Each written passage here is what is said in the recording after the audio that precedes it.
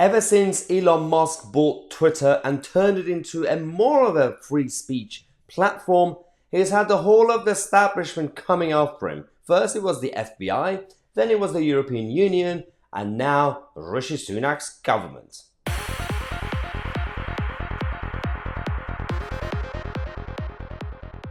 In case you didn't know, politicians and governments really care about your safety. They really care about your feelings. They don't want them to get hurt. They really care about tackling fake news, even though they are the source of fake news every single day.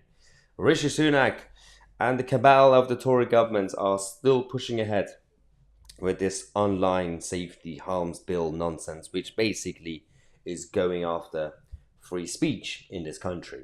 A little bit of free speech that we had left is under threat because of these people, because they say, well, big tech platforms, they could be oppressing you, like they could be stopping your free speech. And I say, well, I get it, but every single example of big tech or big corporations doing dodgy stuff always came about when they were going hand in hand with big governments and politicians. In reality, the rest of it is just free speech. If you're not happy with Twitter, you could not join Twitter and join GETTR, or any other website. It's not like a train where you really only have one line between Manchester and London, and you can't really have competition. It doesn't really work that way. It's not a monopoly in that sense. But they say, the Tory government are now saying, they're taking it to a whole new level. They say we have to write their terms and conditions because we can't trust them. Yeah, because we can trust politicians to write terms and conditions. Frankly, to enforce their own terms and conditions, which is absolutely ridiculous when we have a situation quarter of a century after the World Wide Web really kicked in and social media platforms have been around for best part of 20 years. We're now shutting the stable door afterwards, and we're trying to come up with legislation 2 decades after. No, what's ridiculous is governments and politicians writing terms and conditions between a relationship between a consumer and a business, a private company.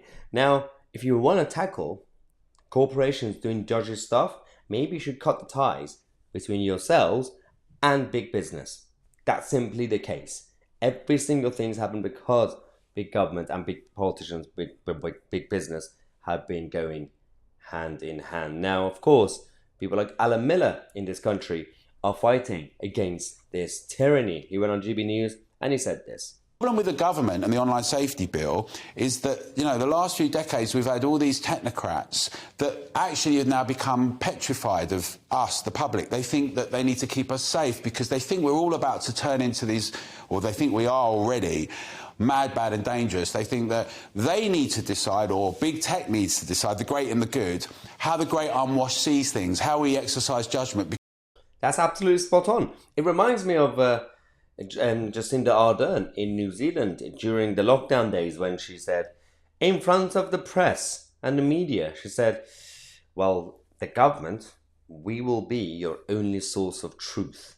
So you can't even trust journalists or media people, even independent ones. You have to get your news from us. It's simply because establishment are always terrified of losing control. The moment cryptocurrencies became a thing, initially they tried to take it down. Then they realized, oh, they can't take it down. So they're creating their own cryptocurrencies, and they're now creating their own digital currencies so they could program and they tell us what to do because they really care about our safety. It's like take a quick break. On my Tousi and we are the media.